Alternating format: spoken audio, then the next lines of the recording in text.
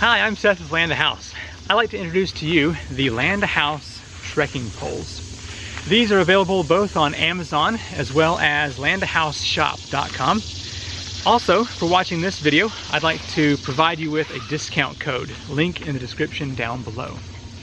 They have the Land to House logo across the front here, and they're loaded with features. Let's go ahead and go over those right now. The poles come as a set, so if you're doing traditional trekking, you'd have one in each hand.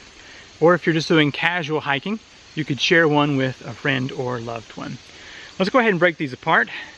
They come with spacers, which are these rubberized little blocks here that allow you to keep the poles together when traveling. And so let's set one of these aside. Starting up here at the top, it's got a foam cork handle combination. The top is cork and it is able to absorb moisture as you're hiking. And the bottom is an EVA foam. And the concept behind this is, as you're hiking along normal, you would be holding the cork handle. But when you go uphill, you don't want to have to adjust. So you just grab down here and it brings you up as you're hiking uphill. The strap here has the Land to House logo across, and also some of these are just a single strap, and I decided to customize it to have the double layer back here for extra strength. The strap won't pull out because it's got a feathered bit here, and to adjust it you just pull out on the bottom one a little bit, and then you can adjust as need be to fit your grip. The very top has kind of a foal's foot effect to keep your hand from slipping off the top. Now moving on to the closure system. It has a very strong plastic clip down here that saves weight but is highly effective. On the other side, it has this knob that you can adjust the tension. So if you like to have a nice firm snap, you can adjust that to your liking.